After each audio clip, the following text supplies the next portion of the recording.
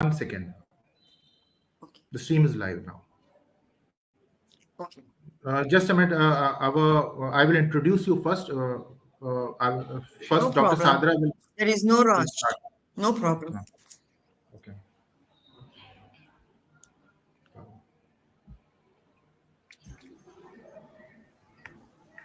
Good morning, everyone. I, Sadra Shahaz, Assistant Professor, Department of Humanities and Social Sciences, Integral University, Lucknow, would like to welcome you all in this program. Faculty of Humanities and Social Sciences is organizing a lecture on the title Baba Farid, Image and Representation in Guru Granth Sahib to celebrate Guru Nanak Jayanti. Now I would like to invite Dr. Khwaja Danish Hamid sir for the introduction of respective guest speaker Dr. Leila Chaman Khan. Danish sir. Good morning, everyone. Good morning, to our honorable speaker, Dr. Laila Chamanka. It's my privilege to introduce our distinguished guest and for today's lecture, Dr. Laila Chamanka, who comes from the beautiful city of Karman, Iran, a nation with a glorious history. Dr. Laila is currently working with Thabar University, Patiala, Punjab, at School of Liberal Arts and Sciences as Assistant Professor of Literary and Cultural Studies. She is a scholar of immense repute and bears a good command over Persian, Punjabi, Urdu, and English language. She has translated works into Persian language like Jap Sahib, Chaupai Sahib, authored by Guru Gobind Singh Ji, to Persian languages, and this makes her even more relevant. The lecture that is titled as Baba Farid Images and Representation in Guru Granth Sahib. Not only this, she has been awarded Guru Gobind Singh Chair at Punjab University, Patiala, Punjab from March 2022 to 2023. She has been a lecturer at California University, San Diego, California, Department of Literature.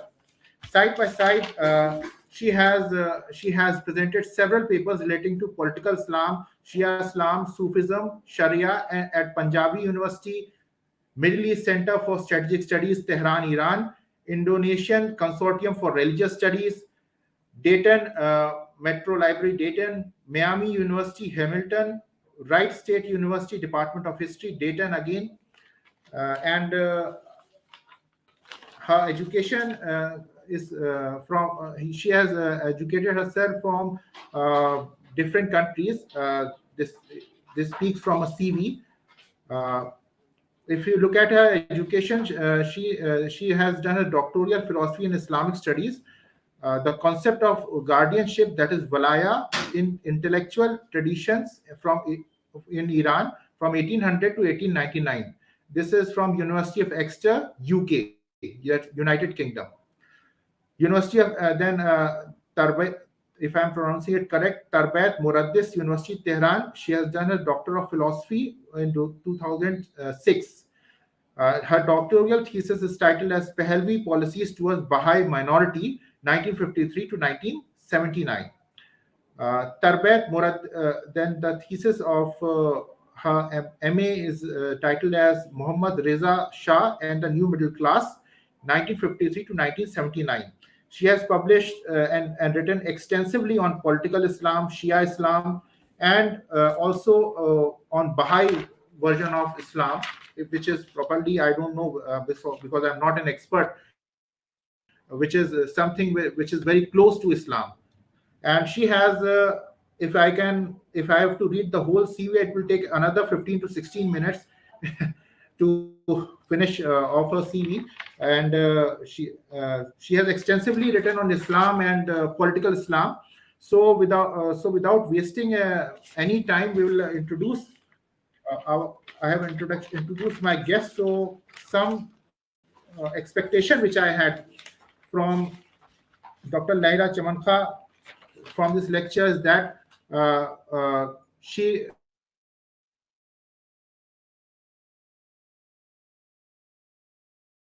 What happened? Okay, shall we start? Okay, I think something is wrong with your chapter. how his teaching Your becomes internet. a shared legacy demonstrating Baba Farid as an ambassador of and symbol of love and harmony.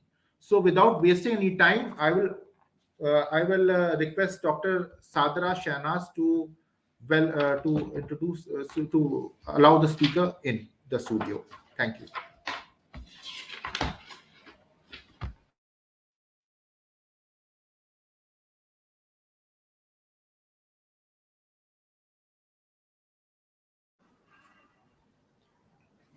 Now, I would like to welcome Dr. Leila Chaman Khan.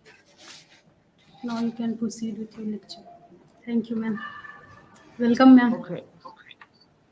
Hello, everyone. My name is Leila. Thank you so much to the organizers, Dr. Shahnaz and Dr. Khaja Danesh, for their invitation and their, presenting me in this beautiful way.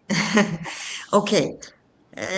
First of all, before I start walking you through this PowerPoint, I want to tell you that I became familiar with Sikhism and the Farsi presence in Sikhism and Sufi presence in Sikhism last year as soon as I joined Punjab University, Patiala.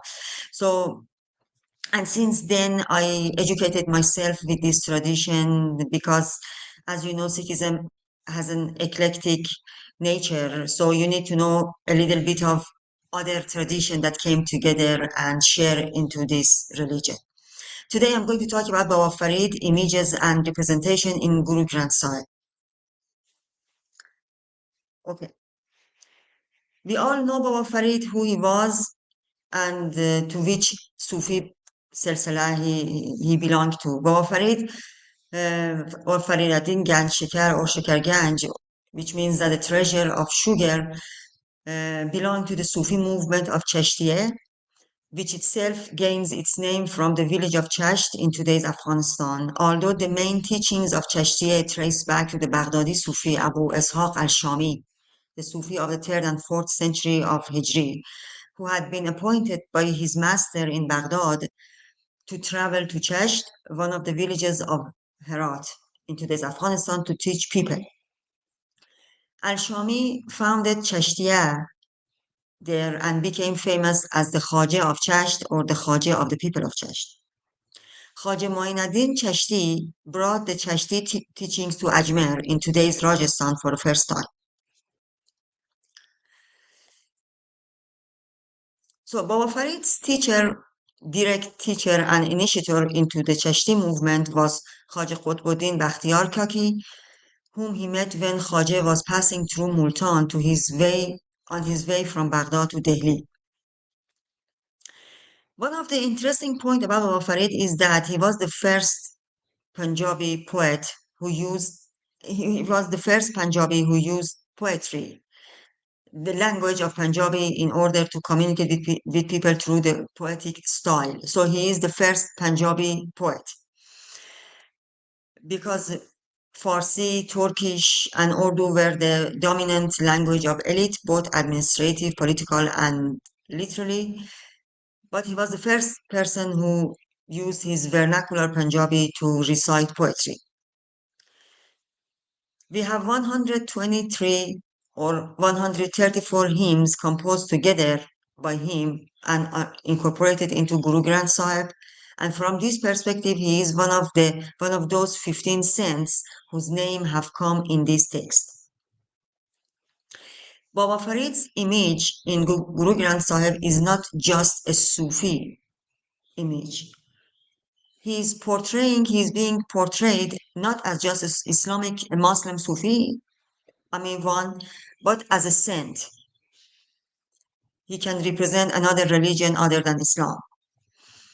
So he is just moving he has a pendulum-like movement switch from being a Muslim Sufi to just a Sufi who is representing a spirituality. But here, I mainly focus on his Islamic image as a Muslim Sufi. So Sheikh Farid's Bani is accessible in Guru Granth Sahib in 4 places. One of them is in page 488. The other one is in page 794. The third one is 957 to 966. And the last one, which is the most detailed one, is 1377 to 1385, which in all cases reflects the eclectic nature of Sikhism. All of his hymns come under the universal creator God when the one universal creator God is discussed, which means that he is there to discuss Tawheed or monotheism with the reader. In a dialectic style between two people, and in the first Bani, page 488, Baba Farid asks questions, and it is through this dialogue that truth is revealed. The dialectic style is as old as Greek philosophy, particularly Platonic one in the book The Republic, and is infiltrated into Islamic philosophy when they encountered with Greek philosophy. The Republic, the book of Plato, discusses the importance of being just in the world, and how by being just one can be happy, and how justice is achievable.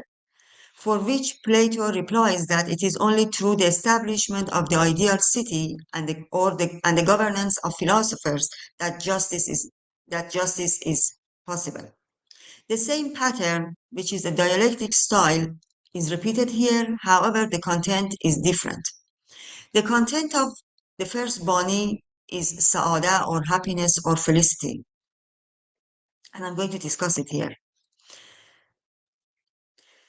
The content is spirituality and the way happiness is accessible, which will be fulfilled with by the truthful union with God. This is direct quote of Guru Granth Sahib. They alone are true, whose love for God is deep and heartfelt. Those who have one thing in their heart and something else in their mouth are judged to be false. It is to be mentioned that the pursuit of happiness and the conception of felicity or saada is as old as Islamic philosophy itself, from Al-Farabi onwards. And it is the impact of Greek philosophy in an Islamic milieu. So it actually came from Greeks, but it became Islamicized when it was incorporated into Islamic philosophy. For Baba Farid, happiness, both in this world and in the hereafter, goes through Tawheed, which is emphasized and elaborated in the Sufi style. However, it gets an aphoristic colorings in the following and therefore becomes ethical. It becomes aphoristic when Farid recommends, so speak the truth in righteousness and do not speak falsehood. The disciple ought to travel the route pointed out by the Guru. And from this perspective, Sheikh Farid's Bani can be an example of the Sufi ethic too. Hence, Sa'ada is accessible only through monotheism and walking on the path of Gurus, which is union with God. In the second place, page 794, Farid keeps the dialectic style to discuss soul and body, using the metaphor of marriage, but there are two marriages. Soul symbolizing spirituality and body or world symbolizing the mundane, and it is only by divorcing this world or this body or husband stands for husband that the soul can unite with real one and real marriage happens, which is famous as Ors in Sufi terminology. So he keeps using the term the husband lord and encourages Sufis or novices to divorce this word, which is a fake husband, in order to get unified with the real one. Baba Farid uses the metaphor of the black bird to say that by separation from the Lord or the beloved husband, the soul which has been clean has now been turned into impurity and has become dark. O blackbird, what qualities have made you black? I have been burned by separation from my beloved. Without her husband Lord, how can the soul bride even find peace? When he becomes merciful, then God unites us with himself. It is to be mentioned that all these terms have meanings in Islamic Sufism. Blackbird versus the white bird of purity, the black bird of pollution, the the polished mirror of heart. So Baba Farid is talking through a Sufi mouth, loaded with Sufi terminology and teachings.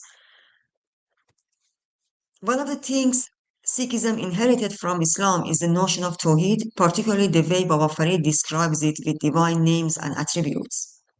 He Almighty being inaccessible, unfathomable, endless, the farthest of the far.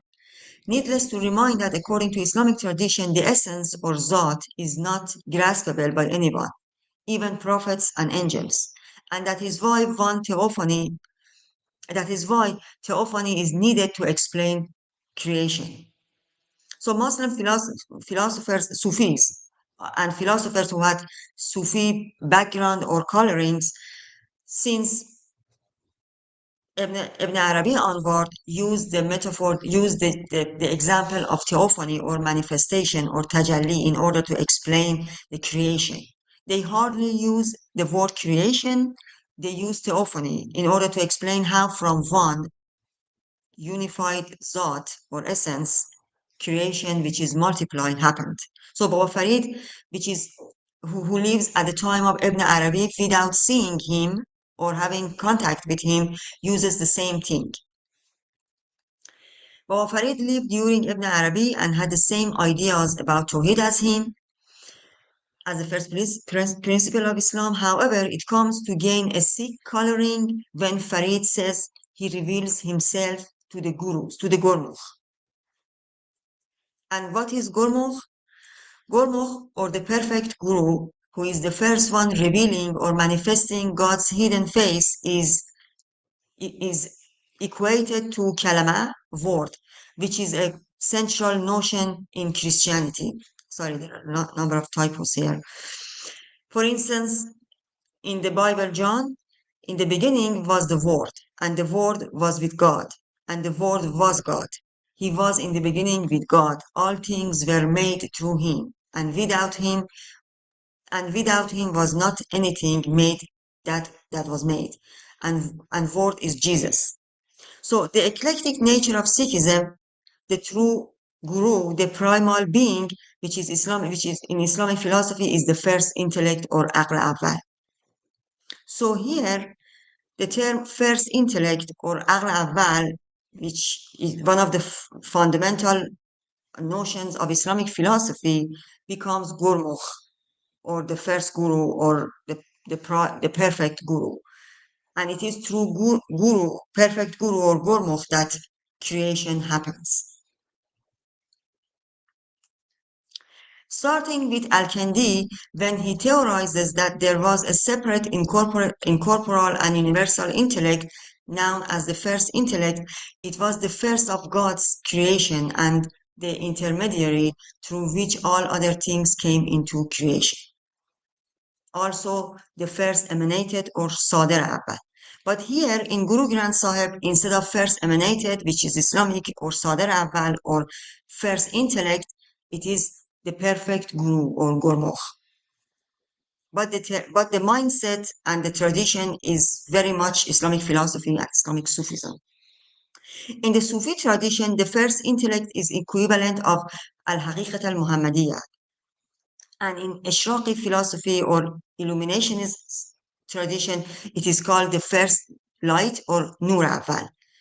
I want to say that the perfect guru or Gurmukh is just a replacement for all these words that had a strong background in Islamic tradition. It just getting a new coloring in Sikhism. In page 794, the path union which I must walk is very depressing. It is sharper than a two-edged sword and very narrow. That is where my path lies. O Sheikh Farid, think of that path early on. The allegory of Sirat bridge, which is more cutting than sword and narrower than a strand of hair for the hardship of closeness to God. Baba Farid is using an Islamic notion of Sirat bridge in order to explain the hardship of the path, But Sarat bridge here is just an allegory to show the hardship of closeness to God and the way, which is just unfolding in front of every novice is hard, and he must be aware of all these difficulties if he wants to get close to God. Pages 377 to 385, which are the most, the most extensive explanation of Baba Farid's ideas. Here, Baba Farid gains an ethical direction or inclination. The ethical and literal genre of Andarzname or advice literature, which has a rich heritage in India, which can trace back to Panchatantra along with other texts. It also has a rich heritage in Iranian culture as well, which goes back to pre-Islamic Zoroastrian ethical instructions written in Middle Persian or Pahlavi. I mention Iran briefly because I'm discussing Sufism here. Many of these aphoristic literature not only survived, but also shaped the moral framework of medieval culture, both in Iran and India. So my point is to say that Baba Farid, as portrayed in Guru Granth Sahib, is not just an Muslim Sufi, not just. He is also an inheritor of the Islamic philosophy, the legacy of Islamic philosophy as well, and the remnant of pre-Islamic Iranian and Indic tradition too. You can find the traces of all this in his words, in his mindset, in the context of things that he discusses.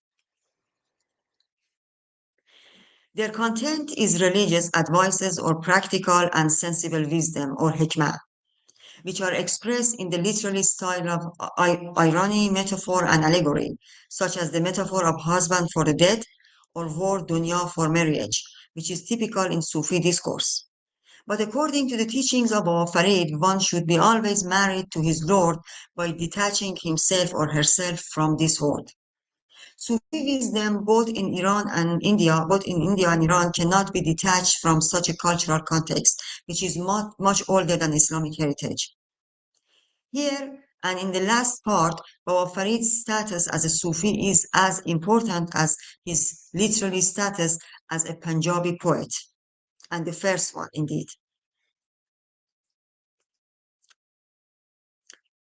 The language is the language of sense, but the content is advisory literature, and that is why one can categorize it under aphoristic literature with poverty, faqr, dervishhood, and contentment as its center. Dervishhood alone is an example of the continuity of Dinkard teachings in Islamic era. Dinkard 6, or the wisdom of the Sassanid sages, contains a lengthy discussion of the status of dervishhood and poverty as the first ethical text in which such a discussion is mentioned. Virtue ethics of Sassanids era particularly is visible in pages of 1384 parts 125 to 130.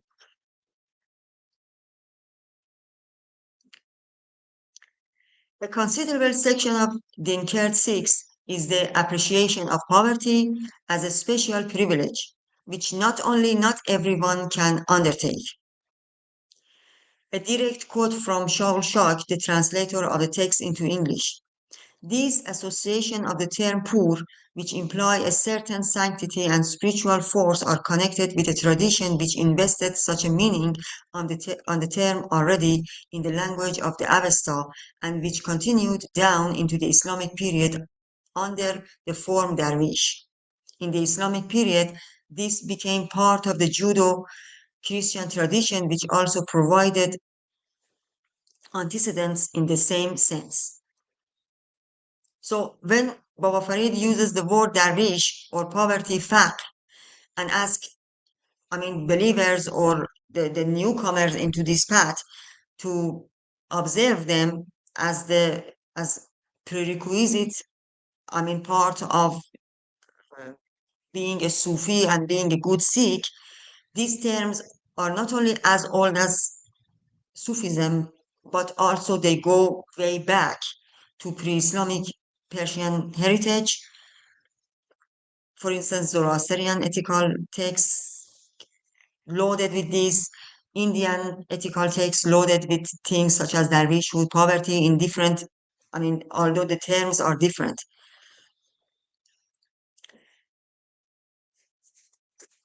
So things such as advices to being in love with the Lord, which renew the color of dervish, to being the dust of the path and grass on the path and become so humble until you rise, which is reminiscent of the famous Persian idiom saying that learn to be humble, because a land which is located on a high elevated place will not receive water and remain dry forever. Other than Sufi ethics, it seems that Baba Farid's teachings are being generated from other sources such as Buddhism as well. For instance, this part, let patience be your purpose in life. Implant this within your being.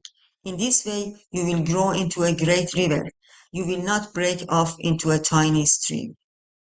Or the word Lord, referring to God, which sounds more Christian than Islamic or Persian or Sufi.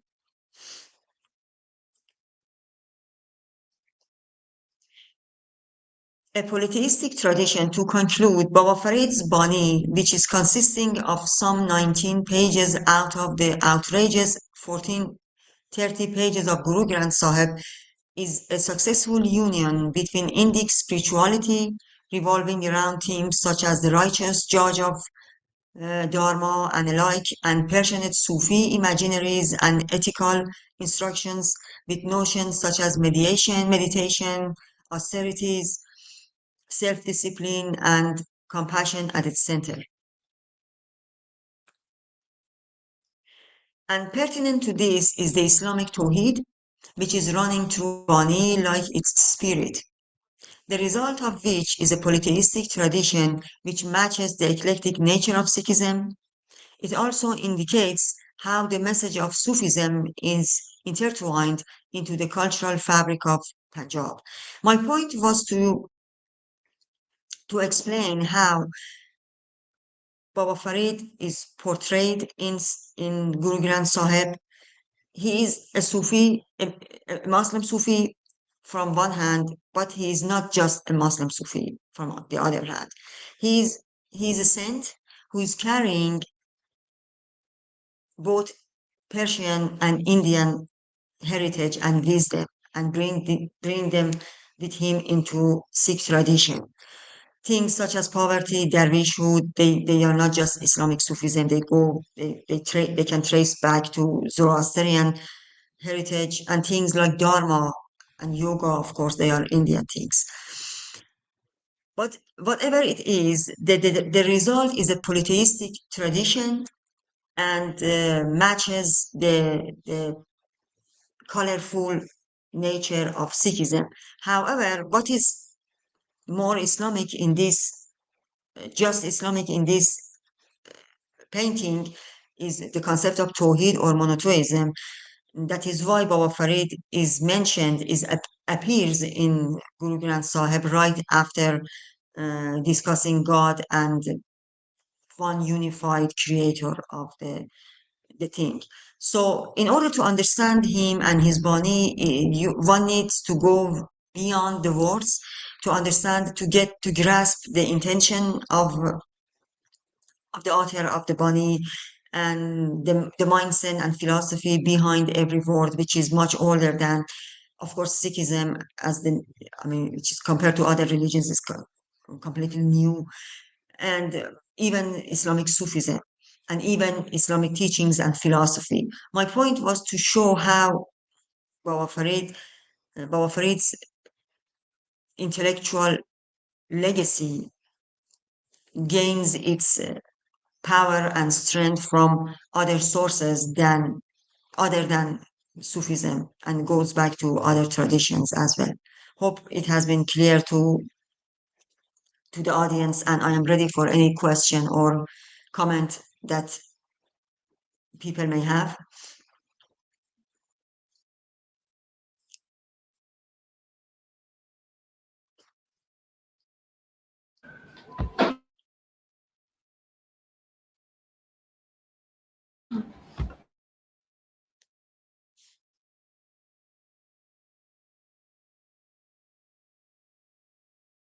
I think you have some issues with No, internet. no, ma'am.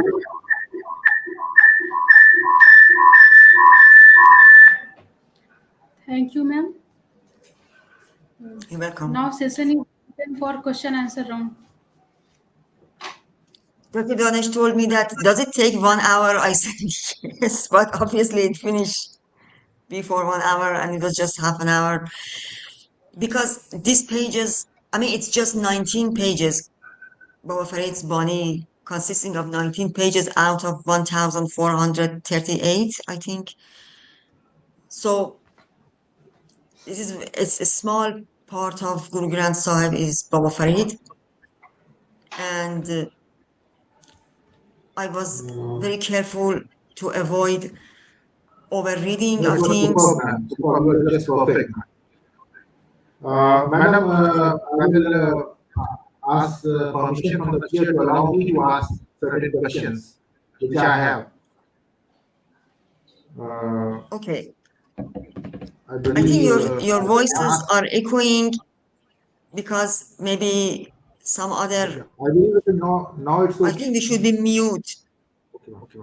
So my first question is, how do you think Baba Farid was a brand ambassador of communal harmony for that matter? If you can elaborate on this. Would you please repeat? I couldn't hear you. I'm sorry.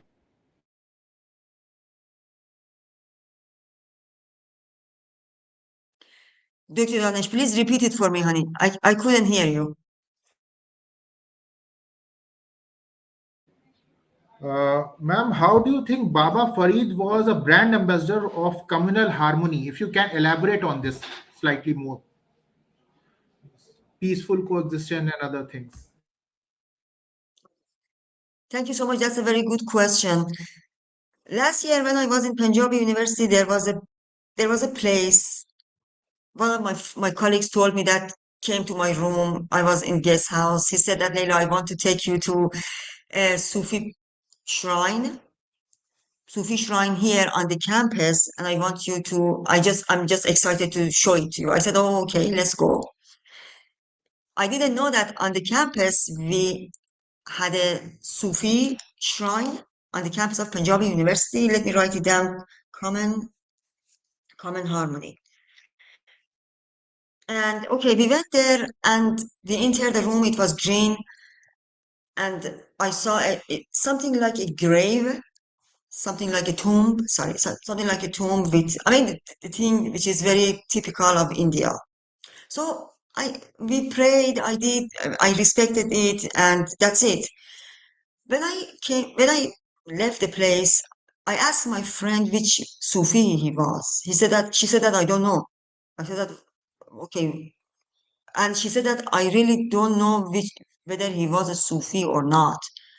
I said, okay, if you don't know which Sufi he was or she was, and you even don't know whether he or she was a Sufi or someone else or something else, why did you bring me here? I mean, I don't care, I don't mind. I'm just curious why you brought me to a place that you didn't know what it was. She said to me something that I kept thinking about it for days. He told me that we Indians have something which is called collective consciousness. And I asked her to explain it to me, elaborate on it. She told me that collective consciousness is something that it's something very Indian. We people share it with each other. Which means that we go to places like this, which we don't even know whether it is Sufi or not, but we respect it because it is a religious place. We just respect the spirituality. I saw another one, a small one, without being under a shelter or in a room outside on the campus of Tapper University. Tapper is kind of newer than Punjab University, so that must be new and it mustn't be a Sufi But I saw that people put candles, people respect it with no matter religion. This is called, I am used to it now. But in Iran, it is quite odd. As an Iranian, I never heard this before, neither in Iran nor in America. This is one of the one of the good characteristics of Indian spirituality, collective consciousness. I am getting used to it. I am educating myself with it. So going back to this question, common harmony. Common harmony, as far as I understand, is this one.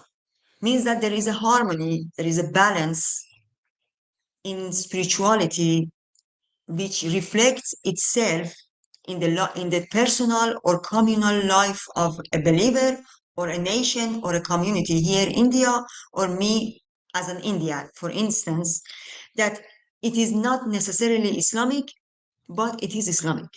It is not necessarily Hindu, but it has a firm root in Hinduism or Brahmanic teachings, which means that since India has a very colorful and very diversified cultural background, it has come up over centuries of coexistence of all these religions without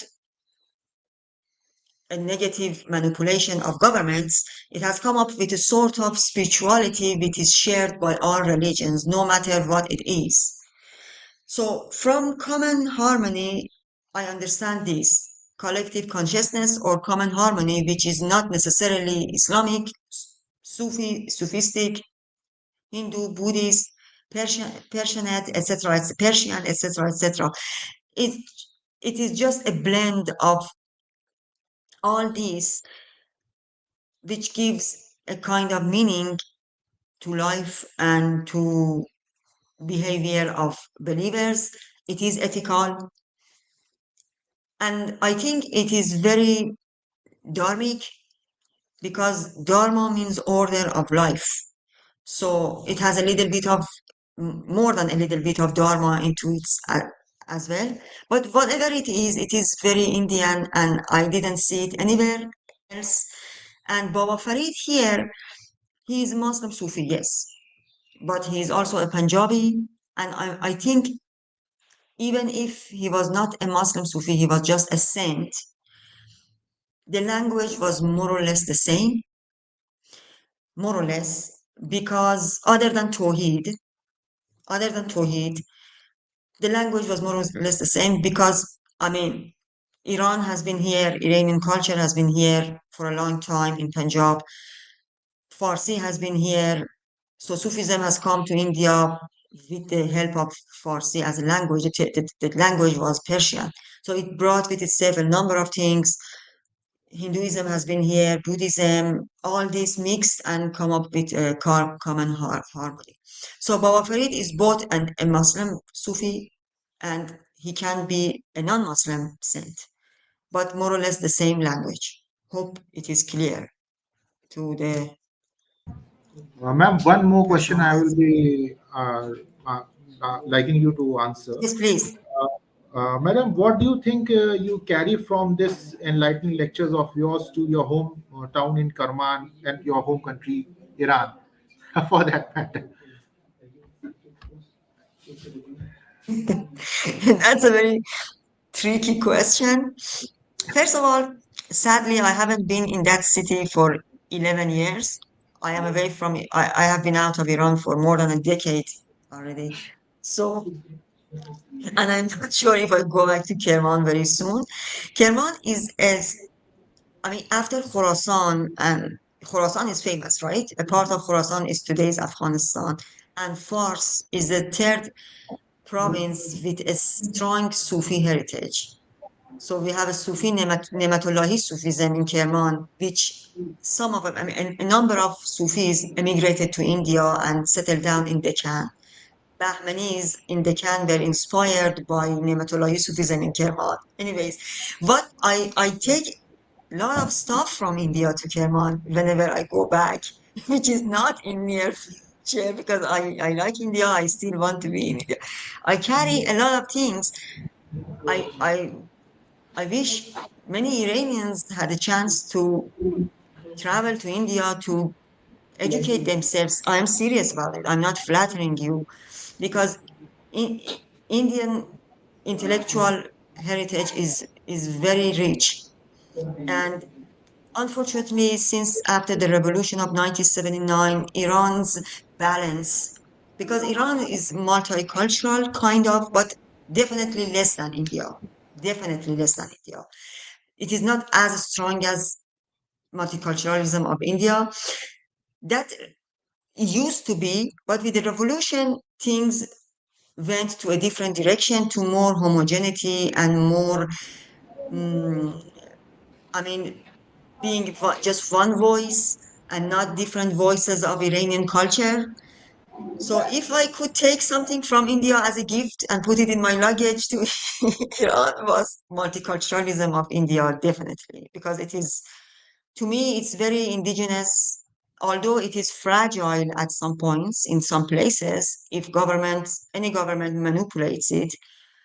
But I think governments go, come and go, and they leave legacies, but they come and go. Whatever remains is culture and civilization, which is more permanent and more, I mean, stronger than governments, perennial that governments. So, long story short, if I could take something with me to my hometown, it was India's religious diversity.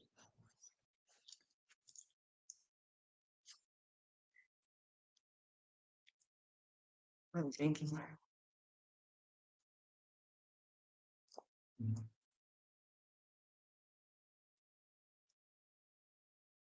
You guys have problem with network issues.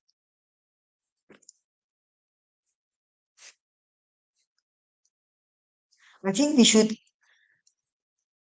wrap up the lecture. If I don't know, I'm just Internet problem. Sorry, ma'am. There's a technical snag, so I'll have to come from log in from another I understand. computer. One more I question I have understand.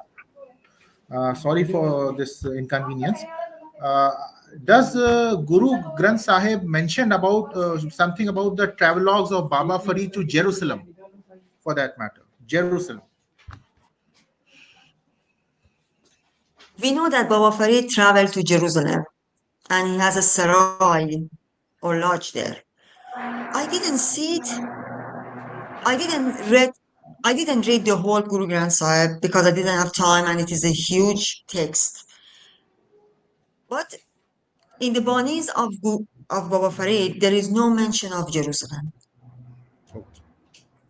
But we know that that happened. I wish I'm able to. I mean, one of my dreams is to visit that place and see the sarai, which is a Farsi word sarai actually, or sara. But I haven't seen any indication of his travel to Jerusalem in those Okay, Baba ma'am. Farid Banis. One more question I have to ask. Was there any correspondence between mentioned in Guru Granth Sahib between Salahuddin Ayyubi, the conqueror of Jerusalem, and Baba Farid, for that matter? Again, I didn't see anything in Baba Farid's Banis. Maybe it is in the text in other parts of the text. I didn't see anything. No. So, what are the other takeaways you suggest for the youth from the teaching of Baba Farid uh, on how to lead a peaceful and spiritually resolved life in contemporary times? Well, I think there are a number of scholars who believe that Sufism doesn't matter anymore in modern world and in this not even modern, postmodernistic lifestyle that we have today. But I disagree with them. I think Sufism still matters. Sufism has teachings for us. What are the main teachings of Sufism? Means one of the most important thing is be at peace with yourself, And when you are at peace with yourself, you are necessarily at peace with your environment, no matter people, whether people, society, whatever.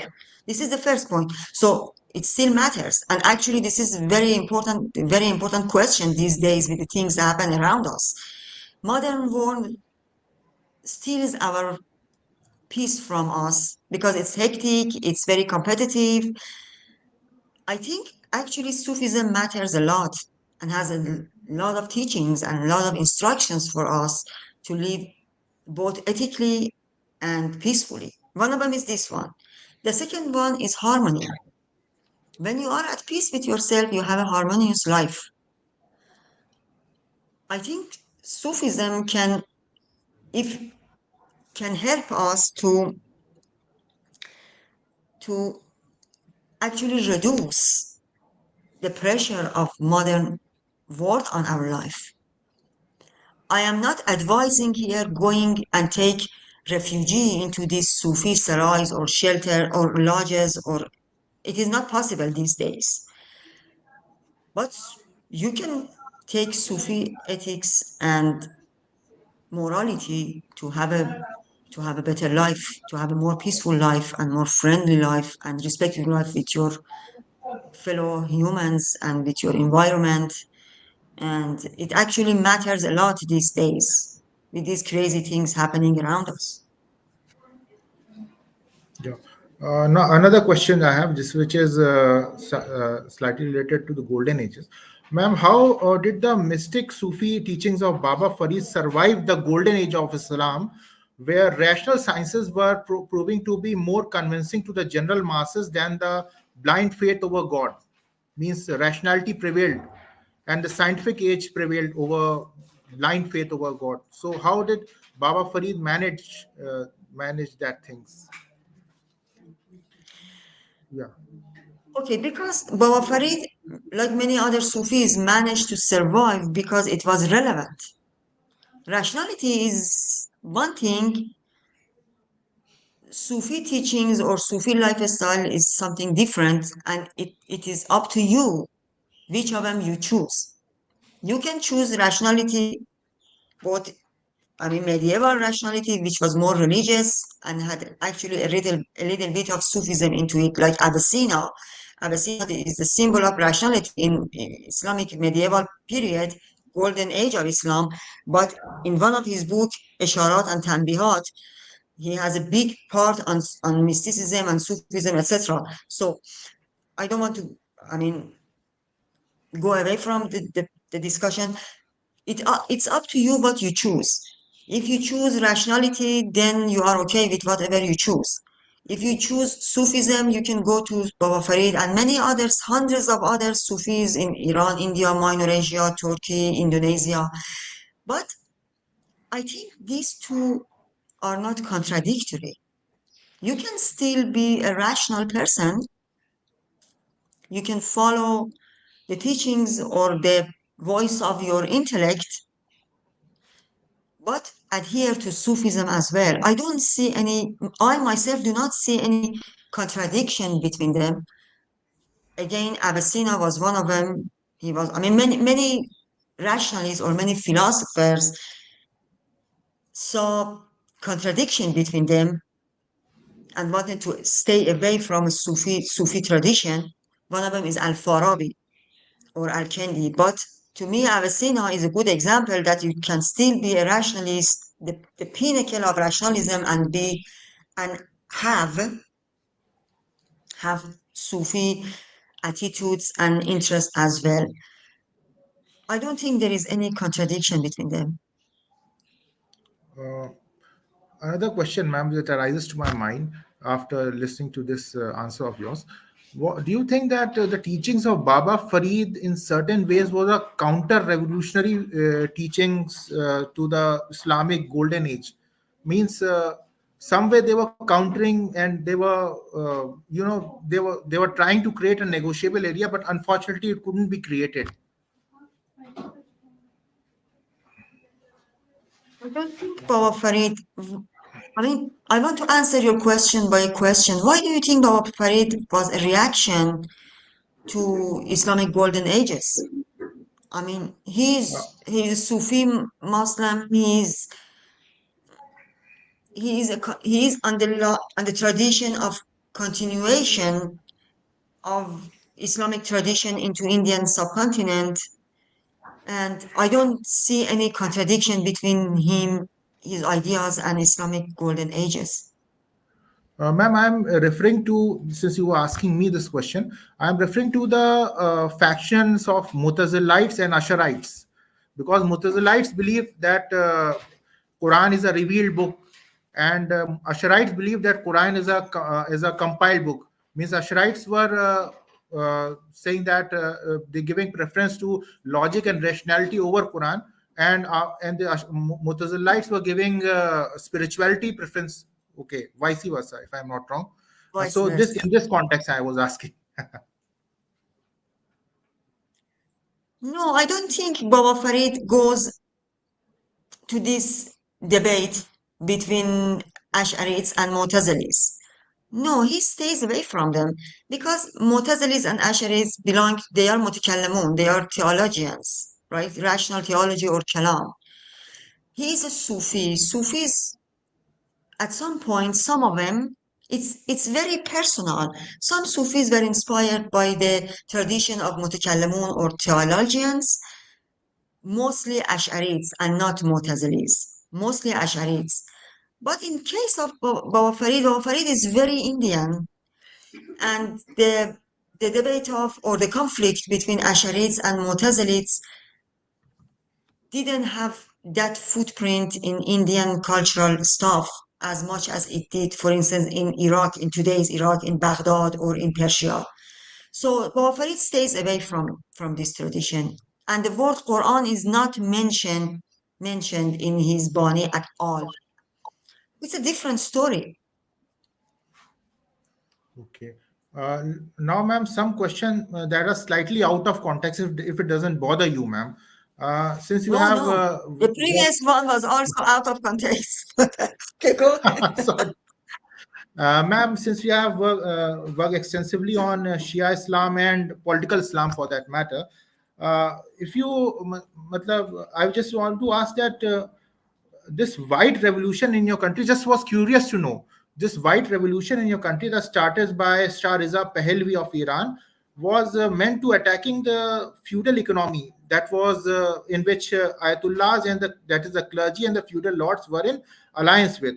So do you think that this move of Shah Reza Pahlavi, for that matter, was directed against the feudal lords, not against the religion for that matter? Means this is extremely out of context, but still, I was curious to know, since you are such a big scholar on this issue, so I will not miss the opportunity to ask you this question. Okay, that's a very good question. The White Revolution that happened in 1960s, at the beginning of 1960s, was actually encouraged. He was encouraged by Kennedy government administration in the White House in order, the point was to, because it was during the Cold War between Soviet Union and America, and Iran was sandwiched between these two blocks. And like India was trying to preserve its neutrality and independence. It was struggling to keep its uh, independence. That is why the Shah was encouraged by Kennedy administration to do a revolution, because revolution happens from the bottom of the society. The Shah was at the top of the society, the highest rank of any society.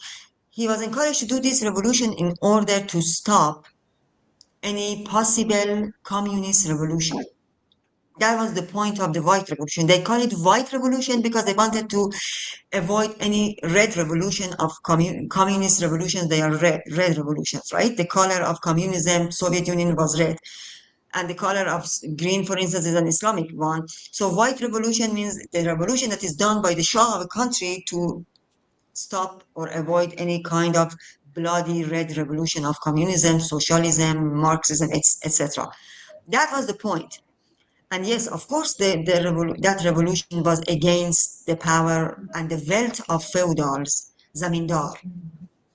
big Yeah. zamindars, and some of them, some of these zamindars were clergymen, were bureaucracy as well.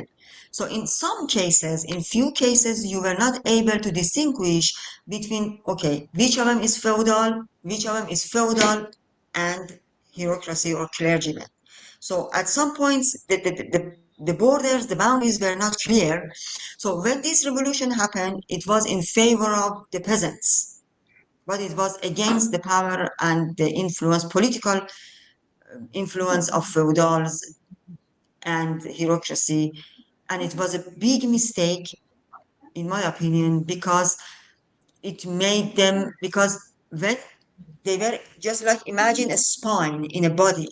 When you remove the spine, the hierarchy of a society, then the whole body comes down. The Shah made made mistakes by making these people his enemy, making them his antagonists on one hand, and then became face to face with peasants. Peasants, some of them moved to cities and became revolutionaries of the 1970s, and then revolution happened.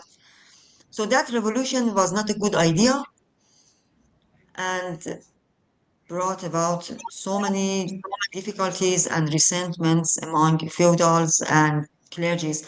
Actually, Khomeini started from that point Yeah.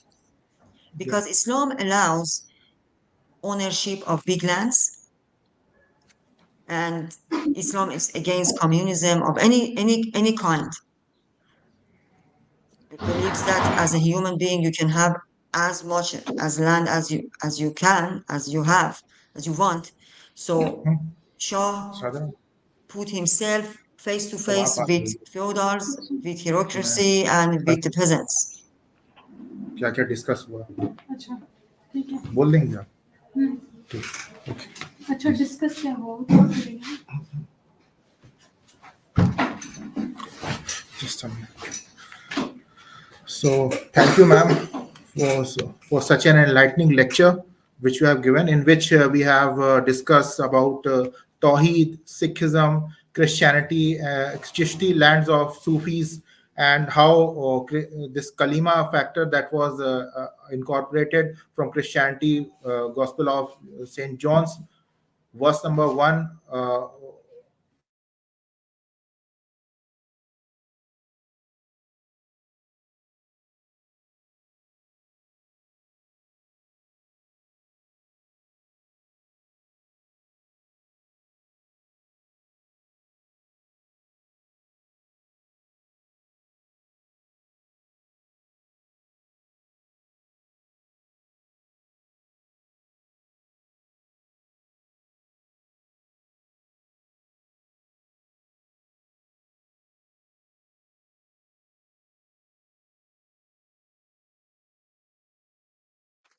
You have technical issues, you have internet issues. I think that's the end of our discussion today. I don't bother you further. And thanks so much for the invitation and for having me with Integral University of Lucknow.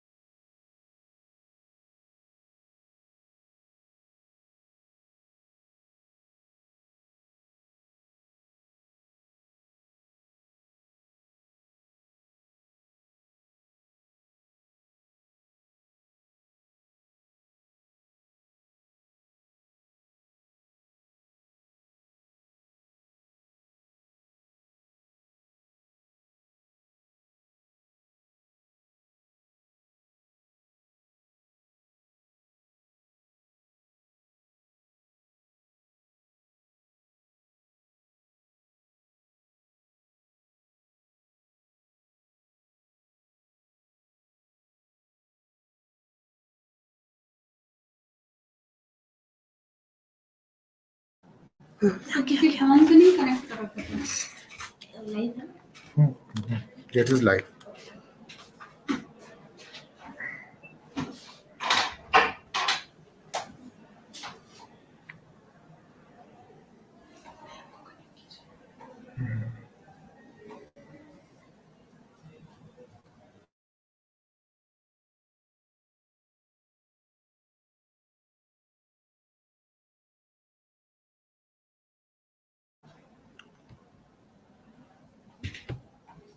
Sorry, ma'am, it was a power cut, so sorry for this interruption.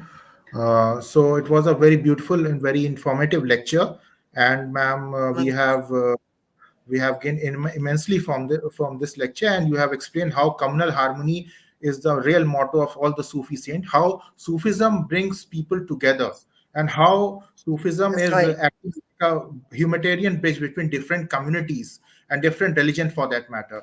So it was an That's right. extensive and fantastic lecture, and I will thank from my bottom of my heart to the speaker, Dr. Laila Chaman Khan, Dr. Sadra Shahnaz for hosting this, for anchoring, and to all the faculty members who have attended it, all the students, and especially to Professor Zeba Aqil for accepting the proposal of this lecture. So thank you very much, ma'am. And in future, we will be interacting with you for more and more information regarding Sufism and how it is acting as a humanitarian bridge between different communities and different religion for that matter. So thank you very much, ma'am.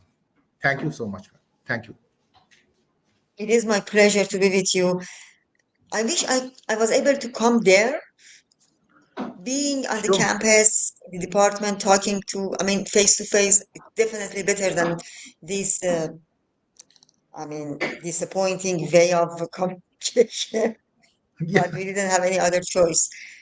And yeah, may ma'am. I ask you not to put it online on the YouTube, on internet, because I'm not, it's better not to put it next time. Okay, ma'am. Because you were live, ma'am, in the morning, ma'am, Oh, on YouTube. okay, okay, Okay. okay, that's fine. Thank you. Okay. Thank you. Thank you very much, ma'am. So it's